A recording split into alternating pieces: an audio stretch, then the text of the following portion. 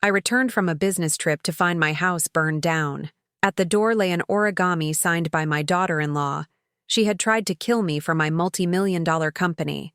I retrieved one book from the ashes and sent it to her. Its secret made her want to vanish abroad. Before we continue, comment where you're watching from and subscribe to the channel. We'd love to see how far our stories are reaching. The taxi driver kept glancing at me through the rearview mirror during the 40-minute drive from the airport. I must have looked strange.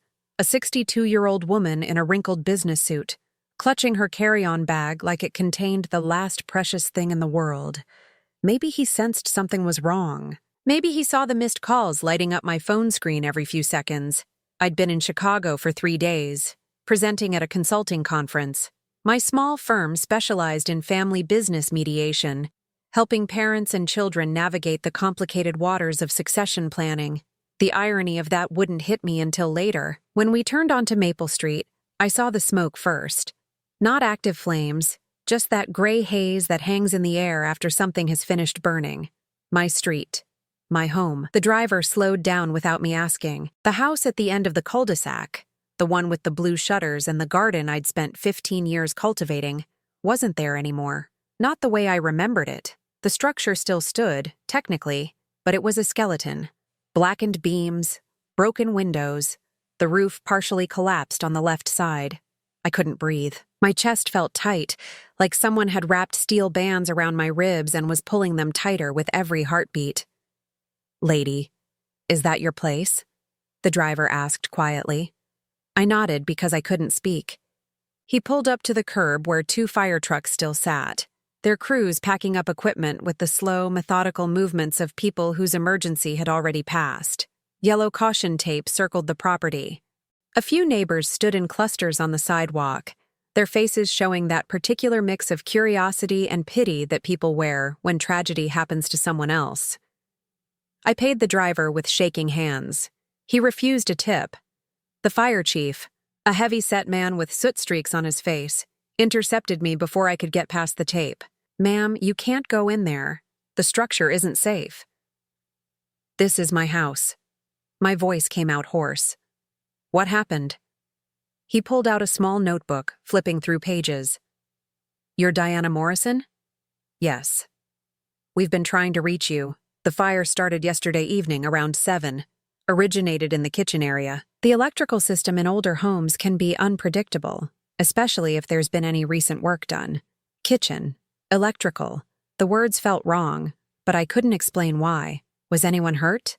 No one was home at the time, according to neighbors. We contained it before it spread to adjacent properties, but I'm afraid the interior damage is extensive.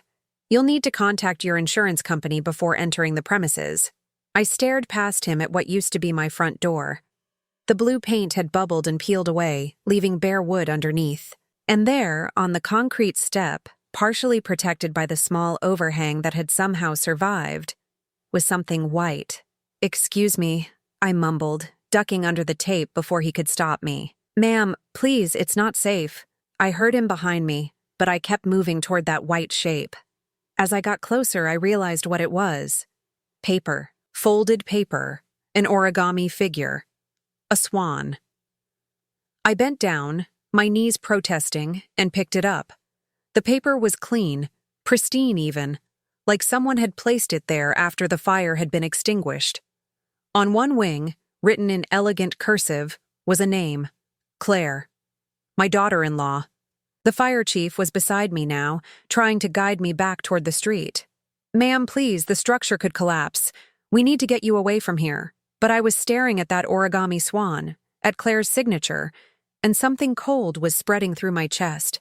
Not grief, not shock, something else entirely. Claire had been here. Claire had left this. After my house burned down, she'd come here and left a calling card. "Mrs. Morrison, I really need you to step back now." I let him lead me to the street, but I didn't let go of the swan. My neighbor Patricia rushed over with a blanket someone had provided, draping it around my shoulders even though it wasn't cold. "Diana? Oh my God, Diana. We tried to call you. The flames were so high. We all thought." She broke off, pressing a tissue to her eyes. "When did it start?" I asked. My voice sounded strange, flat. "Around 7, like the chief said." I was making dinner and saw smoke coming from your kitchen window. By the time we called 911, the whole back of the house was engulfed. 7 in the evening. I'd been in my hotel room in Chicago, reviewing notes for my next presentation. I always traveled on Tuesdays and Wednesdays. Claire knew that. Everyone in my family knew that. "Did you see anyone around the house before the fire?" I asked. Patricia's expression shifted, just slightly. "Well, Claire stopped by earlier, around 6 or so. She said she wanted to water your plants while you were gone. She had a key, right?" "Right. Claire had asked for a spare key 6 months ago. Said she wanted to help with things while I traveled. David, my son, her husband, had encouraged it. Said it would be good for us to have more connection, more trust." I looked down at the origami swan in my hands. Claire was talented at origami. She'd made centerpieces for their wedding, hundreds of tiny cranes strung together. Everyone had commented on how beautiful they were. This swan was perfect. Every fold crisp, precise. It would have taken time and care to create. She hadn't just tossed it there. She'd made it specifically for this moment. "Diana, where will you stay?" Patricia was asking.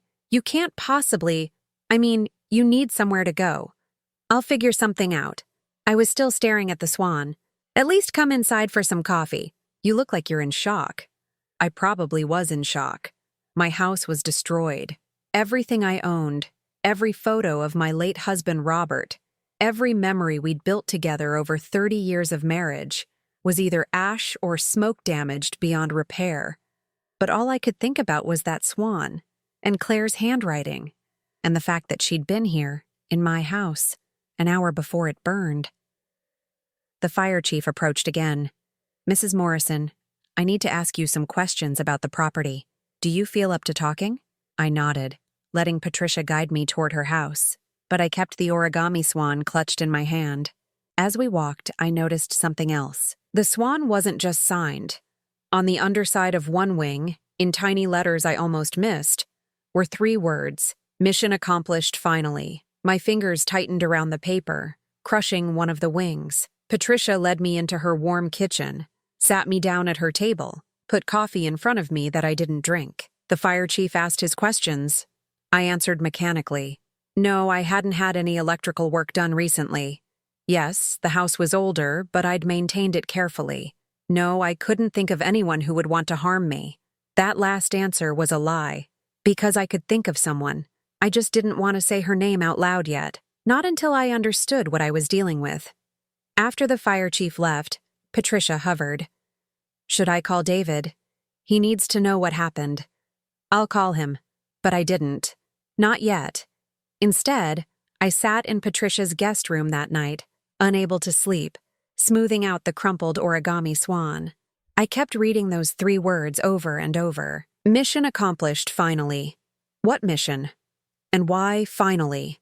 Around 3 in the morning, I remembered something. Years ago, when Robert was still alive, his mother had given us an old recipe book.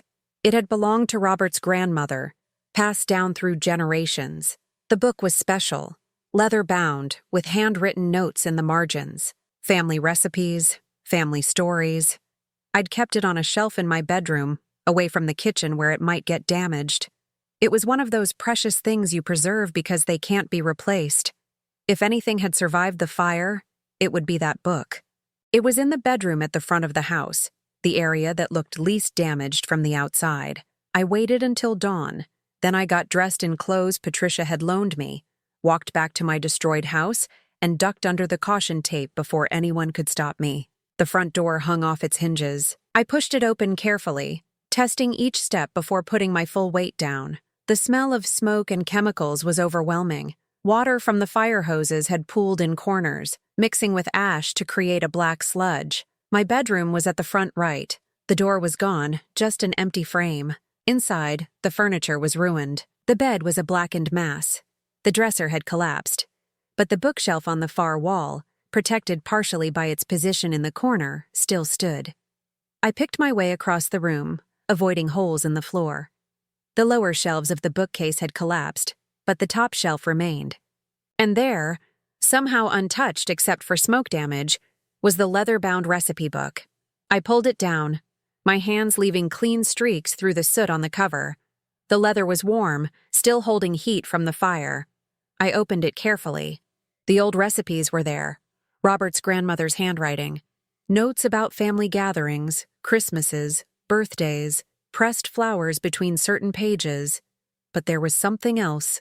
Tucked into the back of the book, in a pocket I'd never noticed before, were letters, envelopes, 6 of them, in total. I pulled one out. The envelope was addressed to no one. I opened it, unfolding the paper inside. The handwriting was Claire's. I recognized it immediately. The letter was dated 3 years ago, before she'd even married David. "I've identified my target," it began. "David Morrison, 35, single, successful. His mother, Diana, owns Morrison Consulting, a firm worth approximately $3 million. She's 62, widowed, no other children. David is her only heir." My hands started shaking so badly I almost dropped the letter. He's exactly what I need. Successful enough to be comfortable, but not so wealthy that I can't manage him. And his mother is the real prize.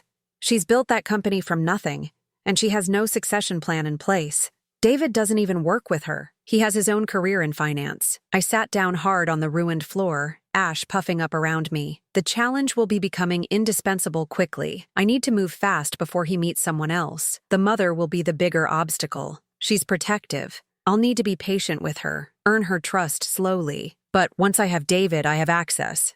And once I have access, I can start planning. There were 5 more letters, 5 more envelopes, 5 more documented steps in whatever Claire had been planning. I sat in the ruins of my house as the morning light filtered through the broken windows, reading my daughter-in-law's methodical documentation of how she'd targeted my son, manipulated her way into my family, and apparently decided that burning down my house was part of some larger plan I didn't understand yet. The last letter was dated 1 week ago.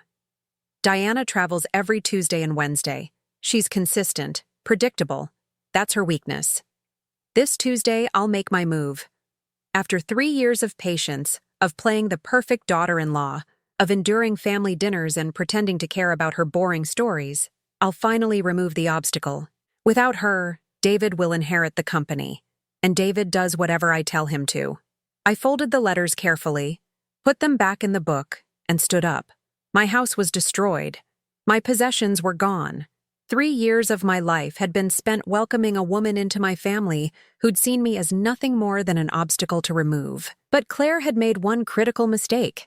She'd left evidence. She'd documented everything. And she'd assumed that her little origami swan would be enough to make her point without anyone questioning it. She'd assumed I wouldn't survive long enough to find these letters, or if I did, that I'd be too destroyed to fight back. She was wrong on both counts. I checked into a hotel near the downtown business district. Not one of the expensive ones where Claire and David like to have brunch on Sundays. Somewhere quiet. Somewhere I could think. The receptionist gave me a sympathetic look when I filled out the registration form with Patricia's address. I must have looked terrible.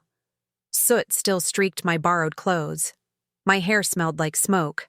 But I didn't care about any of that.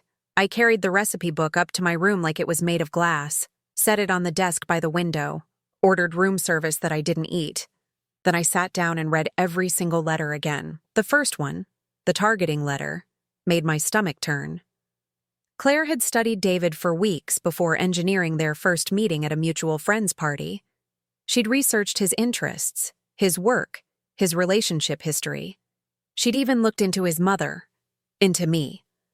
Diana Morrison, widowed 8 years ago, built Morrison Consulting from her late husband's life insurance payout. Started small, doing HR consulting for family businesses. Now has 12 employees and contracts with major corporations. She's protective of David, her only child. He was 20 when his father died. She threw herself into work, probably to cope with grief. The company became her identity. I stared at those words.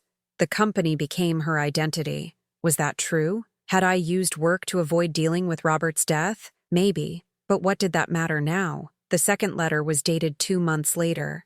First date with David went perfectly. He thinks I'm genuine, sweet, a little shy, which men like him find appealing. He talked about his mother for 20 minutes, how proud he is of her, how hard she worked. He doesn't realize he's giving me ammunition. She'd used every piece of information David shared against me. When David mentioned I loved gardening, Claire showed up to family dinners with plant clippings. When he said I collected old cookbooks, she bought me vintage ones from estate sales. Every gift, every gesture, every smile had been calculated. The third letter documented their engagement. David proposed last night, 6 months, exactly as I planned. His mother cried, which was unexpected. I thought she'd be suspicious of the quick timeline. But she seems genuinely happy. She hugged me, told me she'd always wanted a daughter. The irony is almost funny. I remembered that night. I had cried. I'd been so happy for David, so relieved that he'd found someone after years of failed relationships. Claire had seemed perfect, cultured, intelligent, kind. I'd been completely fooled. The fourth letter was darker. The wedding is in 3 months. Diana is paying for most of it, which is perfect. The more financially entangled we become, the better. She offered to help with the down payment on a house. I made sure David accepted. She's setting up trust funds, retirement accounts. She's thinking about legacy, about family. She has no idea I'm thinking about the same things, just differently. My hands clenched on the paper. I'd helped them buy their house, a beautiful colonial in a good neighborhood. I'd been so proud to contribute, so happy to see my son settled. The fifth letter was from last year. Diana is becoming a problem. She stops by unannounced. She texts David constantly. She wants weekly dinners. I've been patient, but it's time to start creating distance. I'll begin with small things, scheduling conflicts. David's so devoted to his mother that direct confrontation won't work. I need to be subtle. I thought back to last year. Had Claire created distance? Yes. Dinners became less frequent. David always seemed busy. When I did see them, Claire was always there, managing the conversation, steering topics away from anything too personal. I'd thought I was just adjusting to my son being married. I'd told myself it was natural for him to prioritize his wife, but it hadn't been natural at all. It had been orchestrated. The sixth and final letter was dated 1 week ago, the one about the fire. But there was more than what I'd read in my destroyed bedroom. I've researched house fires extensively. Kitchen fires are common, easily explained. Old wiring, forgotten appliances, accidents happen. Diana's house is 40 years old. The insurance investigation will conclude it was tragic but not suspicious. I'll be sympathetic, devastated even. I'll offer to help David through his grief. Grief. She'd planned for me to die in that fire. If by some chance she survives, which is unlikely given the accelerant I'll use, she'll be traumatized, vulnerable. David will insist she move in with us, where I can monitor her recovery. Either way, I win. Either she's gone and David inherits immediately, or she's so damaged that getting her declared incompetent becomes feasible. Accelerant. The word jumped off the page. This wasn't just about an electrical fire. Claire had planned to burn my house down with me in it. I set the letter down carefully. My hands weren't shaking anymore. That cold feeling from earlier was spreading through my entire body, but it wasn't fear. It was something else. Something sharper. Claire had made origami swans for her wedding centerpieces. Hundreds of them. She'd spent months folding them, and I'd helped. We'd sat together at my kitchen table, the same kitchen that was now charcoal, and she'd taught me the folds. We'd talked about family, about the future, about how happy she was to be joining our family. All of it had been performance. The origami swan she'd left on my doorstep wasn't random. It was a signature, a calling card. She was proud of what she'd done. My phone rang. David's name flashed on the screen. I'd been avoiding his calls since yesterday. Let it ring 3 times before answering. "Mom, thank God, where are you? Patricia said the house burned down and you disappeared this morning." His voice cracked with worry. Real worry. David wasn't part of this. He didn't know. "I'm fine, honey. I'm at a hotel downtown. I just needed some space to process everything." "Space? Mom, your house is gone.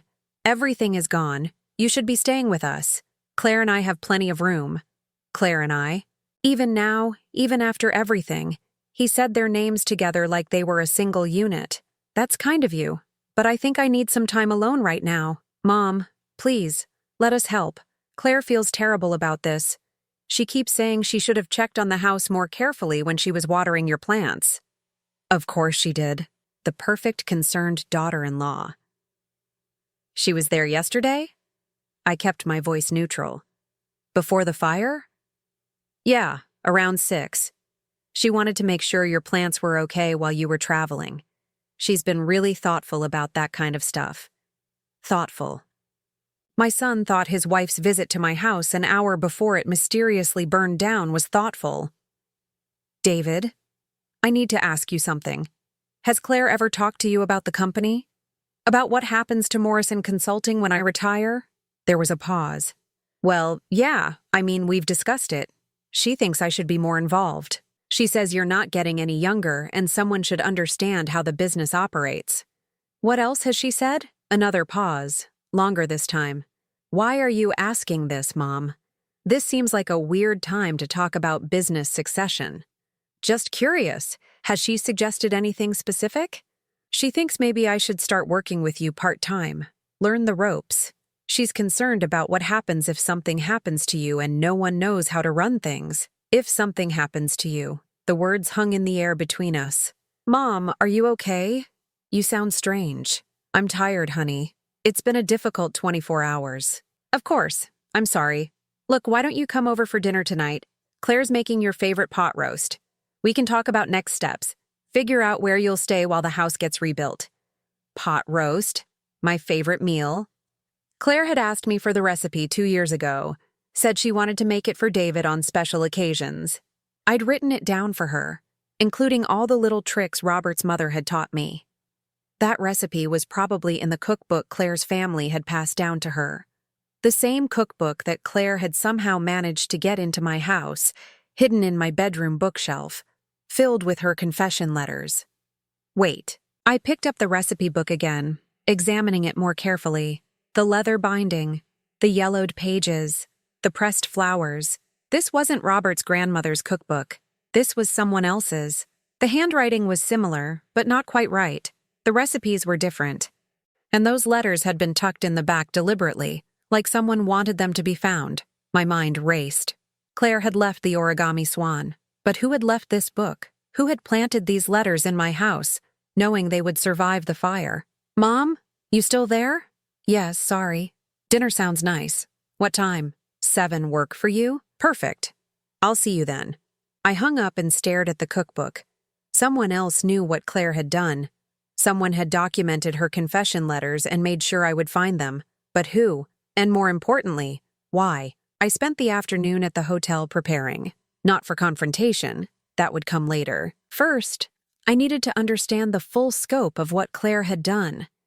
And I needed to figure out who had left me those letters. At 6:30, I took an Uber to David and Claire's house. The colonial I'd helped them buy. White with black shutters, perfectly manicured lawn.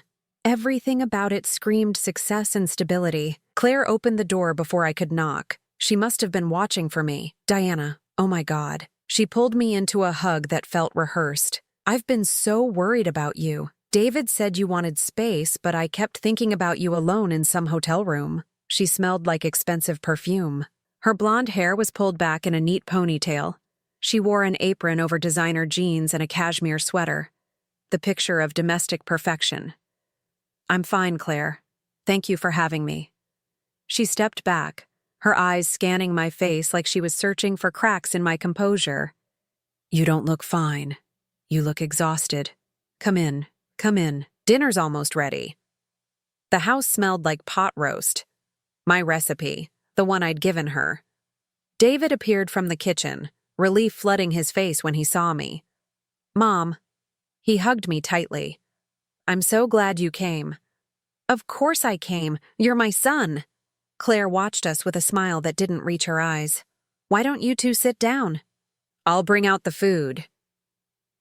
The dining room was immaculate. Fresh flowers on the table, good china, candles burning. Claire had gone to considerable effort. David pulled out a chair for me. Have you talked to the insurance company yet? This morning. They're sending an investigator tomorrow. What did the fire chief say?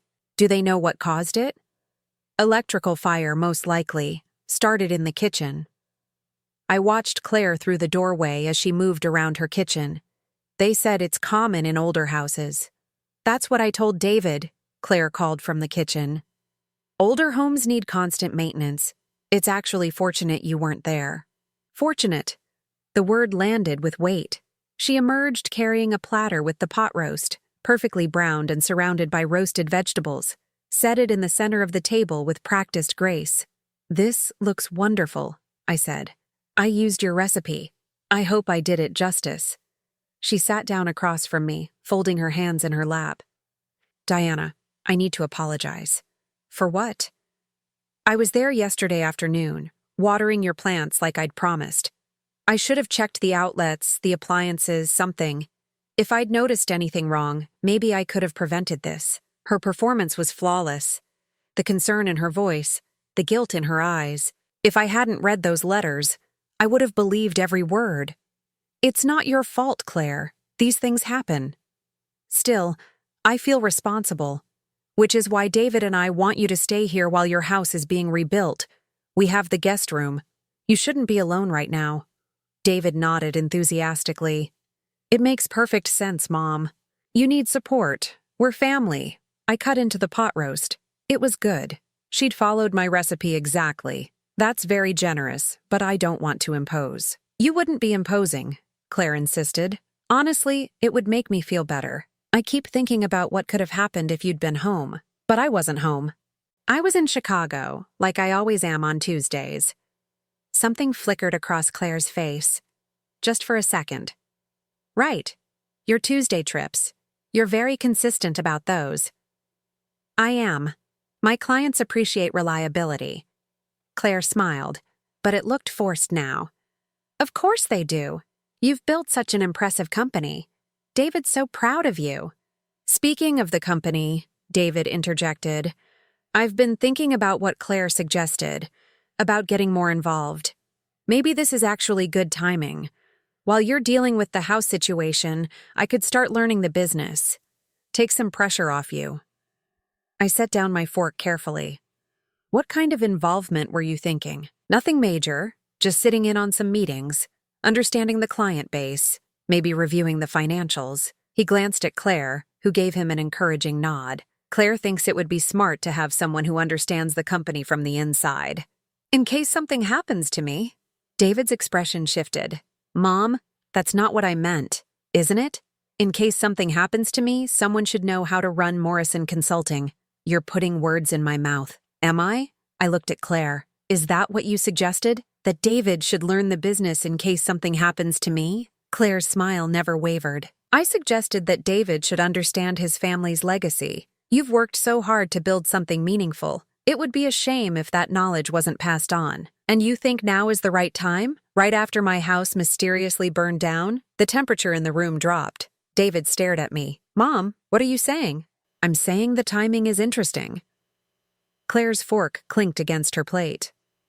Diana, you're upset. You've been through trauma. Sometimes trauma makes us see connections that aren't there.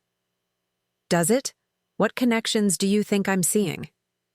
I think, Claire said slowly, that you're looking for someone to blame for what happened. And because I was the last person at your house, you're wondering if I somehow caused the fire.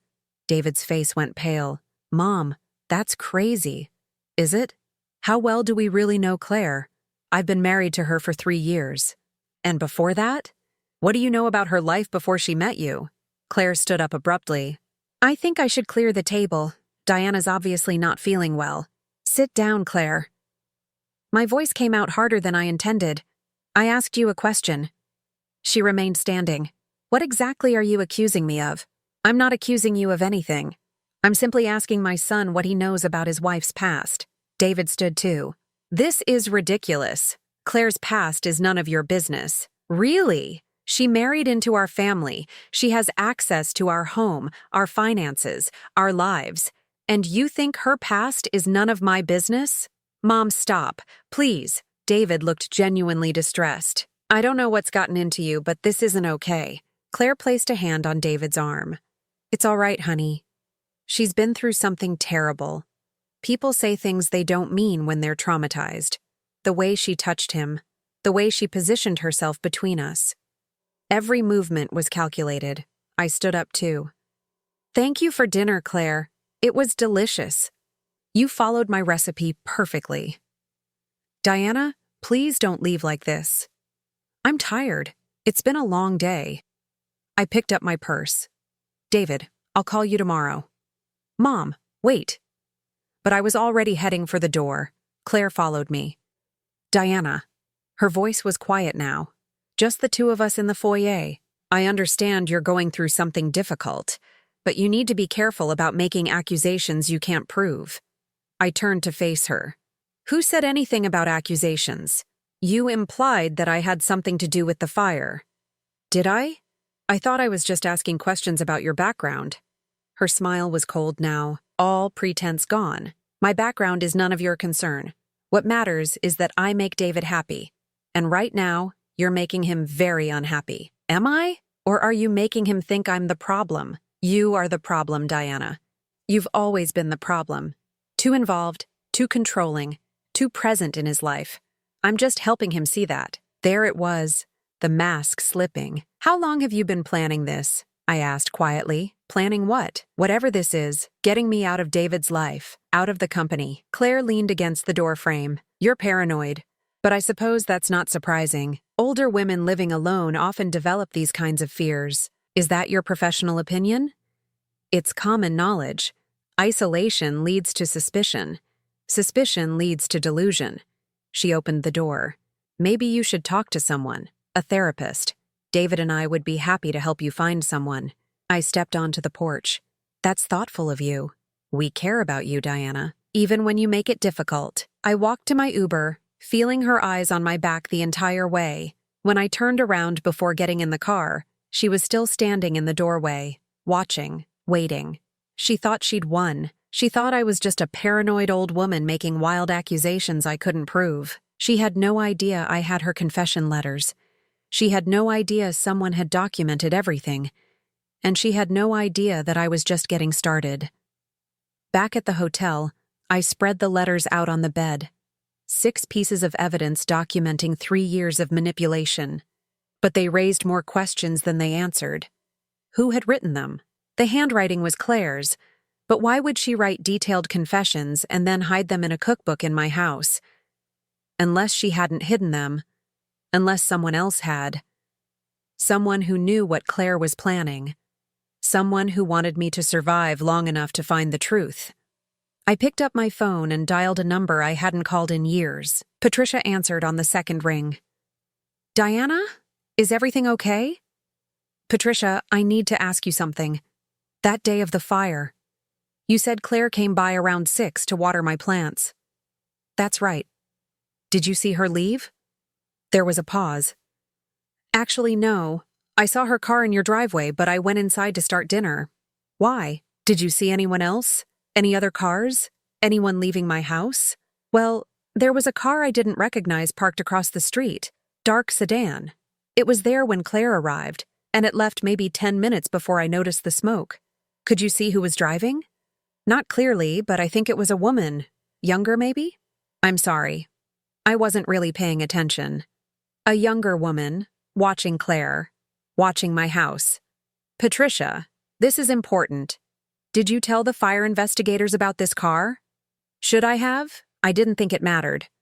"It might matter a lot. Thank you, Patricia."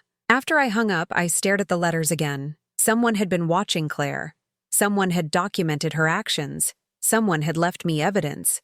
The question was, who? And what did they want in return? The insurance investigator came to the hotel 2 days later. His name was Thomas Chen, mid-40s, tired eyes behind wire-rimmed glasses. He sat across from me in the lobby, a folder thick with photographs balanced on his knee. "Mrs. Morrison, I've completed the preliminary investigation of your property. There are some inconsistencies I'd like to discuss with you." My heart rate picked up. "What kind of inconsistencies?" "The fire originated in your kitchen, as initially reported. However, the burn pattern suggests the use of an accelerant. Specifically, we found traces of lamp oil in multiple locations. Lamp oil. It's often used because it's readily available and doesn't raise immediate suspicion. Someone could purchase it at any hardware store. He pulled out a photograph. We also found evidence of tampering with your electrical panel, wires that had been deliberately loosened. I stared at the photograph. So this wasn't an accident? No, ma'am. This was arson. I've already contacted the police. They'll want to speak with you about anyone who might have had access to your home. My daughter-in-law has a key. She was there the afternoon of the fire. Thomas made a note. Claire Morrison, correct? We're aware. Your neighbor mentioned seeing her vehicle. What happens now? The police investigation will proceed. They'll interview everyone who had access to the property. In the meantime, your claim is on hold pending the outcome of the criminal investigation. After he left, I sat in the lobby for a long time. Arson, deliberate tampering, police investigation. Everything was moving faster than I'd anticipated. My phone rang. David. Mom, the police just called. They want to interview Claire. They're saying the fire was set deliberately. This is insane. Is it? Of course it is. Claire would never. Mom, you can't possibly think. What did she tell you about that afternoon? About being at my house? She was watering your plants. She's been doing it every time you travel. It's a routine. Did she mention anyone else being there? Any other cars in the neighborhood? No. Why would she? His voice was rising. Mom, what's going on? Why are you asking these questions? David, I need you to think very carefully about something. Has Claire ever shown any interest in my business beyond casual conversation? I don't understand what you're asking. Has she asked about finances? About how the company is structured? About what happens to it if something happens to me? Silence. Then, those are normal questions. We're married. We talk about the future. What specifically has she asked? Mom, I'm not going to sit here and help you build a case against my wife. I'm not asking you to build a case. I'm asking you to remember conversations. Why? So you can twist them into something sinister? Claire was right. You're paranoid. When did she say that? After dinner the other night. She's worried about you. She thinks the trauma of losing the house has affected your judgment. Of course she did. Claire was already planting seeds, preparing David to dismiss anything I might say. David, please listen to me. No, Mom. You listen. Claire is my wife. She's the person I chose to spend my life with. And right now, you're making her feel attacked and unwelcome in our family. I need you to back off. He hung up. I sat there holding my silent phone, feeling the distance Claire had created between us solidifying into something permanent. She'd spent 3 years preparing for this moment, 3 years positioning herself as the reasonable one, the concerned one, while painting me as overbearing and irrational. That afternoon, I received a text from an unknown number. We need to talk. Coffee shop on 3rd Street, 4 p.m. Come alone. I stared at the message. This could be anything. A trap, a prank, or the person who'd left those letters in my house. I went anyway. The coffee shop was small, tucked between a bookstore and a dry cleaner. I arrived 10 minutes early, ordered tea I didn't drink, and sat at a corner table where I could watch the door. At exactly 4 o'clock, a young woman walked in. Mid-20s, dark hair pulled into a messy bun, wearing jeans and a university sweatshirt. She scanned the room, spotted me, and walked over. Mrs. Morrison? Yes. She slid into the seat across from me. My name is Rachel. Rachel Brennan. I'm Claire's stepsister. I set down my tea carefully. I didn't know Claire had a stepsister. She doesn't talk about me. We're not close. Rachel's hands twisted together on the table. I'm the one who left you those letters. How did you get them? I wrote them, based on Claire's journals. She's kept detailed journals since she was 16. Plans, strategies, targets. She thinks they're hidden, but I've known where she keeps them for years. Why would you copy them and leave them for me? Rachel's eyes filled with tears. Because I knew what she was planning. I've watched her do this before.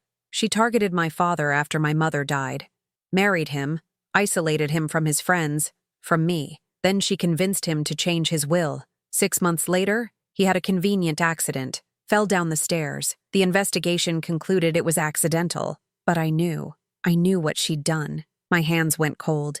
Your father died? 3 years ago, right before Claire met your son. She inherited everything because my father had rewritten his will at her suggestion. I got nothing. I tried to contest it, but I had no proof. Just suspicions. So you've been watching her, following her, documenting everything. When she started dating David, I knew it was happening again. I tried to warn your son, but Claire had already poisoned him against me. Told him I was mentally unstable, jealous, dangerous. Why didn't you come to me directly? Because you wouldn't have believed me. Claire's good at what she does. She builds these perfect facades.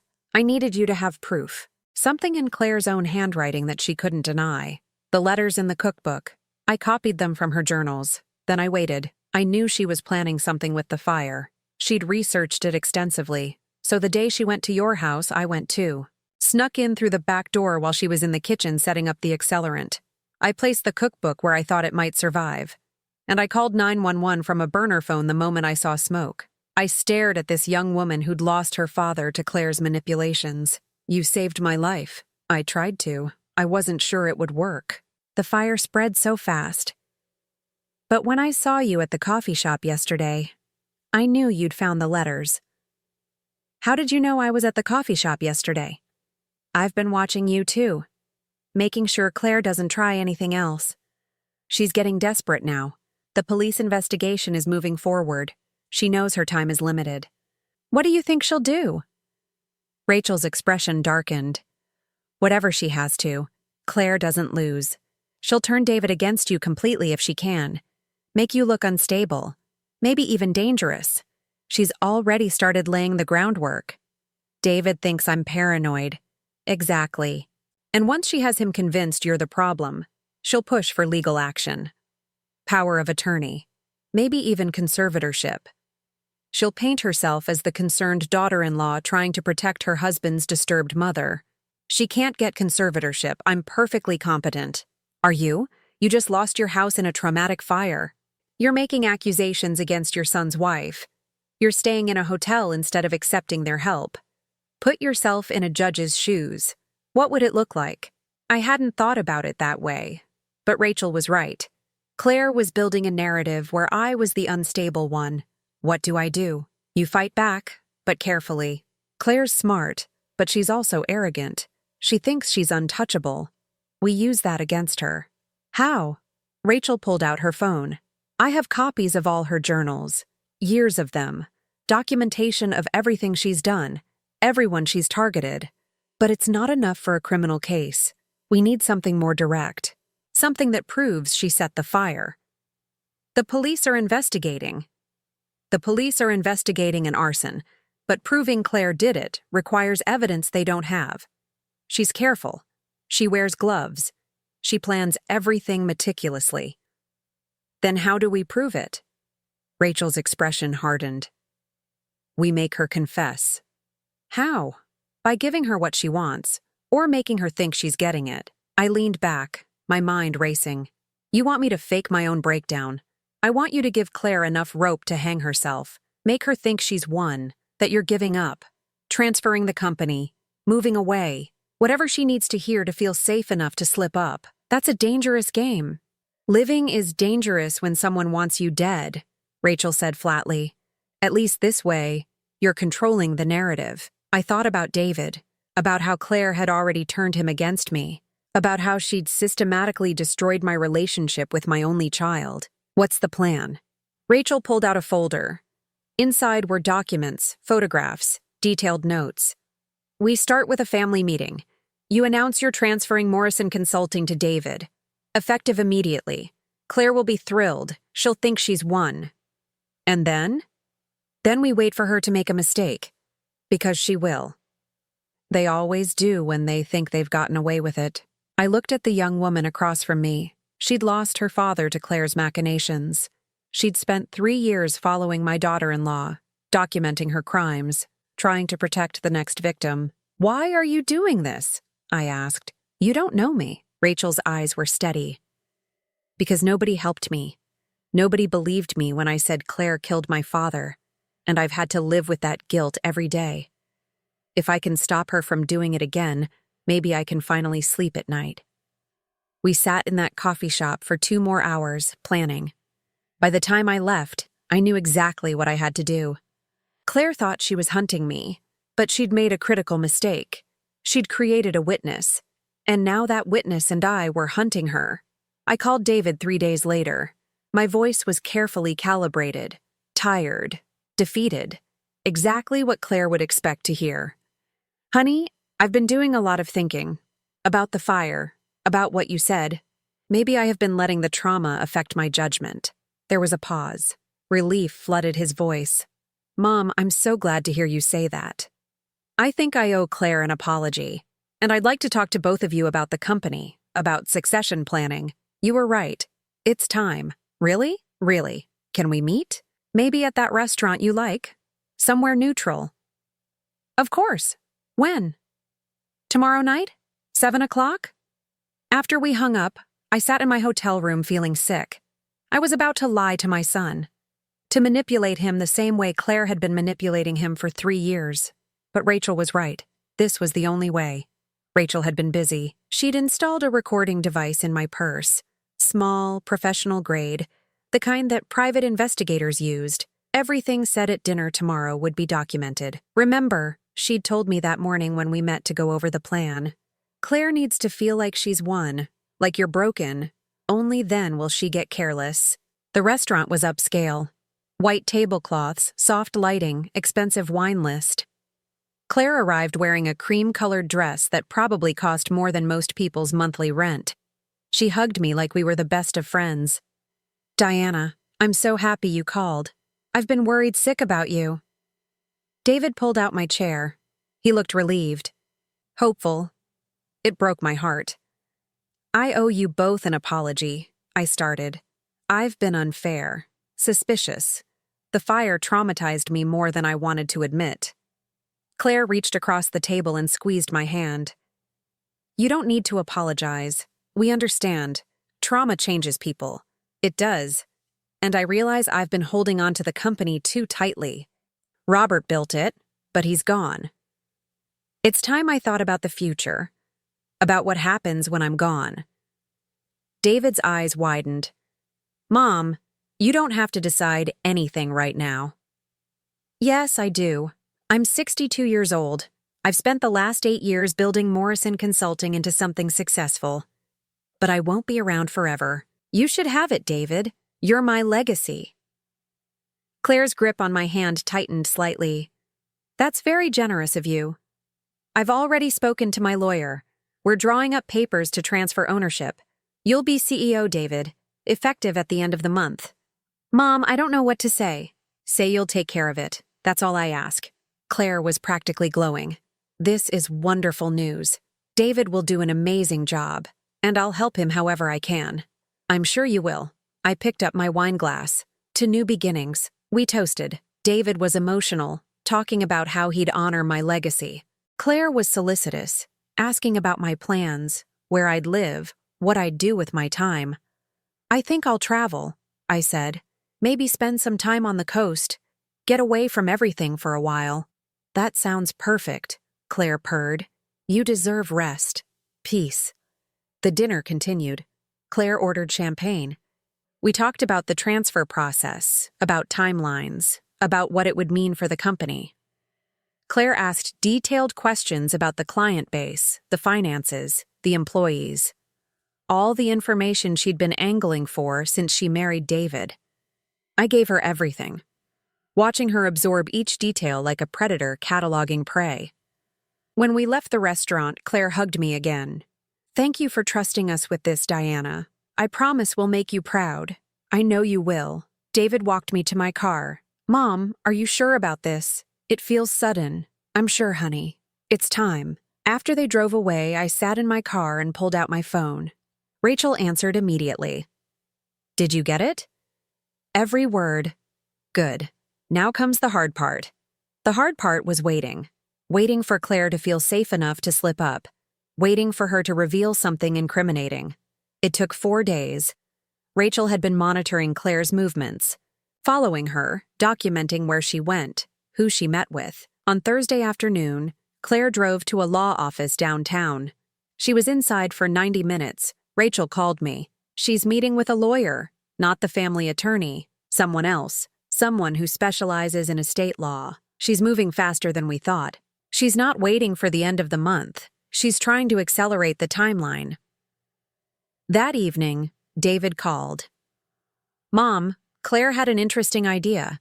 Since you're planning to travel anyway, why don't you sign the transfer papers now? It would give me more time to transition into the role before you leave." My hands clenched around the phone. "That's quite sudden." "I know, but it makes sense when you think about it. You've already made the decision. Why delay? Did Claire suggest this? She mentioned it, but I think she's right. The sooner we start the transition, the smoother it will be. I need to think about it." "Mom, I thought you'd made up your mind." "I have.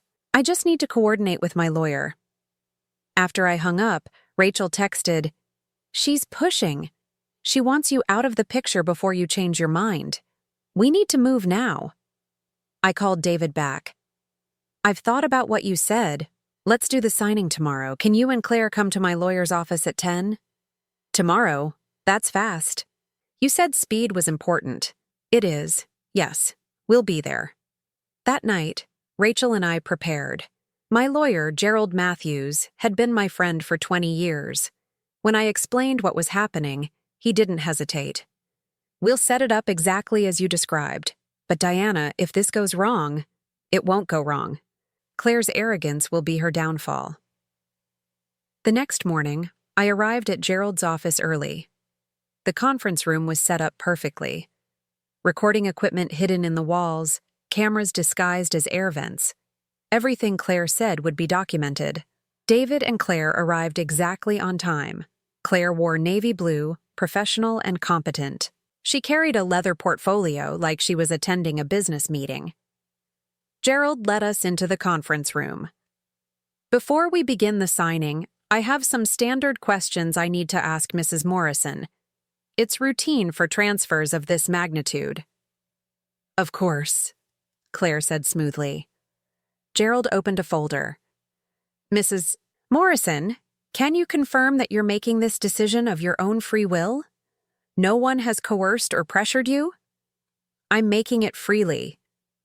"And you understand the implications? Once you sign these documents, David will have complete control of Morrison Consulting." "I understand." Claire was smiling. David looked nervous but excited. Gerald turned to Claire. "Mrs. Morrison, I have some questions for you as well. Standard procedure when a family member will be involved in managing the transferred assets." Claire's smile tightened slightly. "What kind of questions?" "Questions about your background, your previous marriages, your family history." "I don't see how that's relevant." "It's relevant because David will be the legal owner, but you'll likely be involved in decision-making.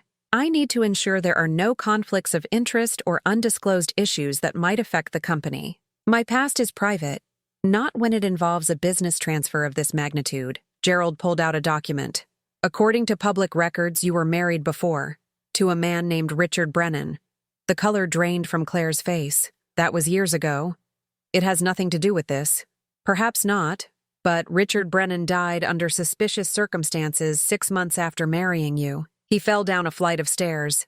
David turned to stare at his wife. "Claire, you told me you'd never been married before."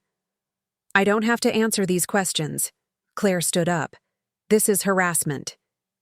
"It's due diligence," Gerald said calmly. "Please sit down, Mrs. Morrison." "Don't call me that. That's not my name." "What is your name?" "Claire Morrison." "That's my legal name now." "But it wasn't always. Before you married David, you were Claire Brennan. And before that, you were Claire Hartley. And according to these records, there was another man, James Hartley, also dead under suspicious circumstances." Claire's hands were shaking now. "You have no right to dig into my past. I have every right when you're attempting to gain control of my client's company through fraud and manipulation." David was on his feet now. "Someone tell me what's going on." "Claire? What is he talking about?" Claire spun to face him. "It's your mother. She's behind this. She's been investigating me, trying to find dirt, because she can't stand that you chose me over her." "Is that true, Mom?" I looked at my son. "Partly. I have been investigating Claire.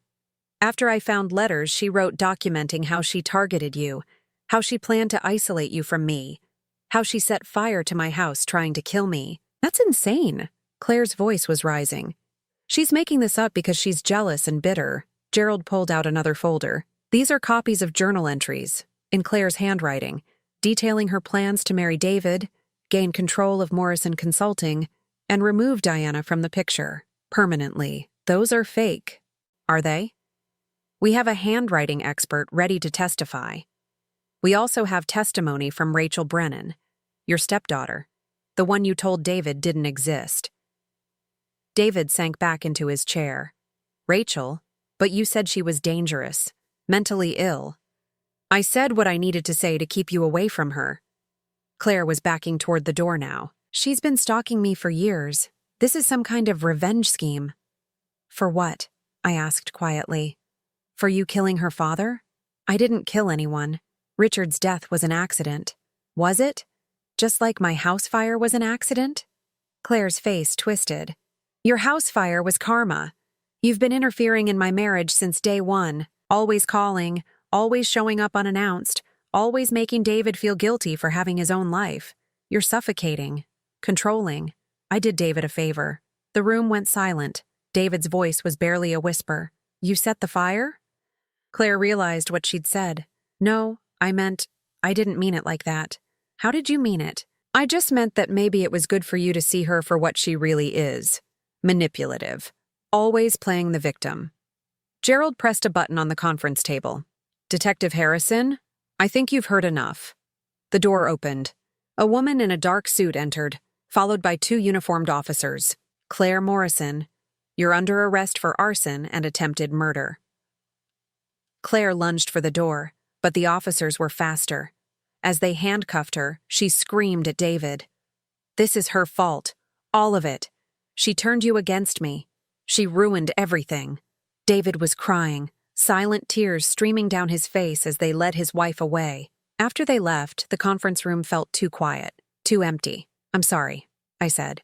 I'm so sorry you had to find out this way. David didn't look at me. How long have you known? A week, since I found the letters, and you didn't tell me. Would you have believed me? He was quiet for a long time. Then, no, probably not. She's good at what she does, David. She made you believe I was the problem. That's what predators do. They isolate their victims. I'm not a victim, but his voice cracked. I'm just an idiot who couldn't see what was right in front of him. I reached for his hand. He didn't pull away. You're not an idiot. You're someone who trusted the person you loved. That's not a weakness. He finally looked at me. What happens now? Now we rebuild, both of us. 18 months later, I stood in the doorway of my rebuilt house, watching the morning light stream through windows that still smelled faintly of fresh paint. The contractors had done beautiful work, better than before, actually. The kitchen was larger now, with windows that overlooked the garden I'd replanted last spring. Some things were different. The layout had changed slightly to accommodate modern updates. The colors were brighter, more open. I'd gotten rid of some walls that had made the space feel closed in. But some things remained the same. The front porch where I'd found Claire's origami swan. The oak tree in the backyard where Robert and I used to sit on summer evenings. The bones of the house. The foundation. That was still mine. My phone buzzed. A text from David. Still on for lunch? See you at noon.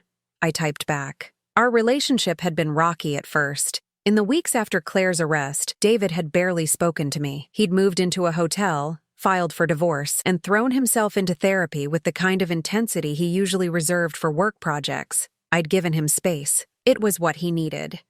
What we both needed. The divorce had been swift. Claire didn't contest it. She was too busy dealing with criminal charges. Arson, attempted murder, fraud.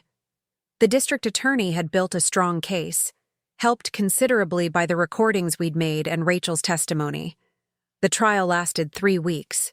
I attended every day, sitting in the back row where Claire couldn't see me. Watching her performance on the witness stand, the tears and denials and attempts to paint herself as the victim of circumstances beyond her control. The jury didn't buy it. They convicted her on all counts.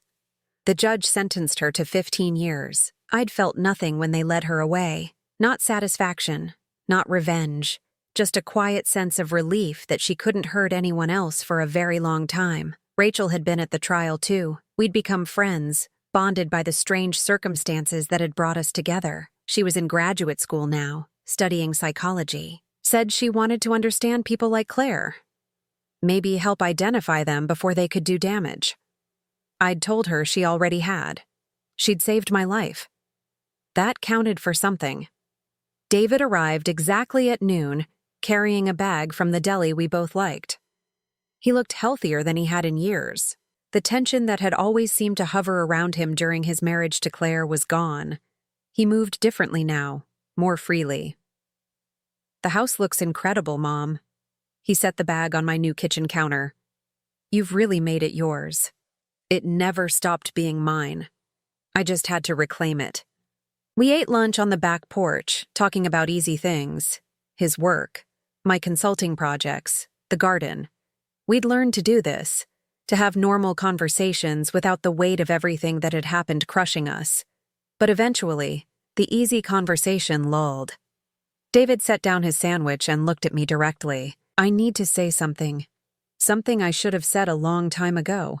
Okay, I'm sorry for not believing you, for choosing Claire over you, for letting her manipulate me into thinking you were the problem." I'd heard various versions of this apology over the past year and a half. Each time I told him the same thing. You were being manipulated by someone very skilled at manipulation. That's not a character flaw. It feels like one. It's not. It's just being human. He was quiet for a moment. "Sometimes I wonder what would have happened if you hadn't found those letters. If Rachel hadn't left them for you." "Don't do that to yourself. We found them. That's what matters." "But what if we hadn't? What if Claire had succeeded? What if you'd been in that house when it burned?" I reached across the table and took his hand. "But I wasn't. I'm here. We're here. And we get to decide what happens next." "What does happen next?" "Whatever we want." The truth was, I'd been thinking about that question a lot lately. Morrison Consulting was thriving. I'd hired 2 new consultants, expanded our service offerings, and taken on some fascinating clients. The work energized me in ways it hadn't in years. But I'd also been thinking about stepping back, not retiring exactly, just creating more space for other things. "I've been talking to someone," I said. "Another consultant who's interested in buying into the firm, making it a partnership." David's eyebrows rose. "You're serious?" "I am. The company needs fresh energy, new perspectives. I'll still be involved, but not running everything myself." "What will you do with the extra time?" I smiled. "I'm not sure yet. Maybe travel, maybe teach, maybe just sit in my garden and read books I've been meaning to get to for 20 years. That sounds perfect." After David left, I walked through my house slowly, room by room, remembering what each space had looked like before, appreciating what it had become. The fire had destroyed so much. Photos, heirlooms, memories I couldn't replace. But it had also cleared away things I didn't need anymore, old furniture that didn't quite fit, clutter I'd been holding on to out of obligation rather than love, paint colors I'd never really liked but hadn't bothered to change. In the end, the fire had forced me to rebuild. Not just the physical structure, but my entire life. My relationship with David, my approach to work, my understanding of who I was beyond wife, beyond mother, beyond business owner. I'd found myself in those ashes, the real me, not the version I'd been performing for everyone else. My phone rang. Rachel's name flashed on the screen. "Hey, Diana, just checking in. How's the house?" "Beautiful. You should come see it." "I'd love to. Maybe this weekend?" "Perfect. I'll make dinner." After we hung up, I walked back out to the front porch, the same spot where I'd found that origami swan 18 months ago. The swan that had been meant as a signature of victory. A calling card from a predator who thought she'd won. I'd kept it. The swan. It was in a drawer in my office, flattened and worn from being carried around during the investigation. Sometimes I took it out and looked at it. Not as a reminder of what Claire had done, but as a reminder of what I'd survived. Some people might think that was strange, keeping a symbol of someone's attempt to kill you. But to me, it represented something different now. It represented the moment I'd stopped being a victim and started fighting back. Claire had tried to erase me, to burn me out of my own life, my own family, my own home. She'd thought I was weak, expendable, Easy to eliminate. She'd been wrong. The evening sun was setting, painting the sky in shades of orange and pink. I sat down on the porch steps, the same steps where I'd picked up that swan, and let myself feel everything I'd been holding back for months. Grief for the version of my life that had burned away. Relief that I'd survived. Anger at what Claire had taken from me. Gratitude for what I'd found in the aftermath. All of it. The messy, complicated, painful reality of rebuilding. My neighbor Patricia walked by, waving. "Garden's looking lovely, Diana." "Thank you. I'm trying something new this year. More native plants. Smart. They're more resilient." Resilient. That was the word, wasn't it? I'd always thought of myself as strong, capable, independent. But resilience was different. Resilience wasn't about never falling down. It was about getting back up, about bending without breaking, about finding ways to grow in soil that had been scorched. My phone buzzed again. A text from David. "Forgot to mention, I'm seeing someone. Nothing serious yet, but I thought you should know. We're taking it slow." I smiled, typing back. "I'm happy for you. Bring her to dinner sometime, when you're ready. Thanks, Mom. Love you. Love you too." As darkness fell, I went inside and turned on the lights. My house, my life, mine again. Not the same as it had been before. Better, actually. Built on truth instead of illusions. Strengthened by what I'd survived rather than weakened by it. I walked to my office and opened the drawer where I kept the origami swan. Picked it up carefully, feeling the worn paper under my fingers. Then I carried it to the kitchen. To the fireplace I'd had installed during the renovation. I struck a match. The swan caught quickly, the paper curling and blackening as flames consumed it. I watched until it was nothing but ash. Then I closed the fireplace screen, washed my hands, and made myself a cup of tea. Tomorrow, the new consultant would come by to discuss partnership terms. Next week, David and I were going to that new restaurant downtown. Next month, Rachel was helping me plan a workshop on recognizing manipulation in family relationships. The future stretched out before me, full of possibilities I hadn't imagined 18 months ago when I'd stood in front of my burning house, holding an origami swan and trying to understand how my life had fallen apart. But it hadn't fallen apart. It had been torn apart deliberately by someone who'd seen me as an obstacle to remove. The difference mattered, because obstacles can be overcome, victims can fight back, and houses can be rebuilt stronger than they were before. I sat in my new kitchen, in my rebuilt house, drinking tea and watching the moon rise through windows that didn't exist in the old version of this home. Everything was different now. Everything was better. Some things needed to burn before you could see what was really there underneath. Before you could clear away the dead wood and let new growth begin. Claire had tried to destroy me. Instead, she'd set me free, and I was finally, truly home.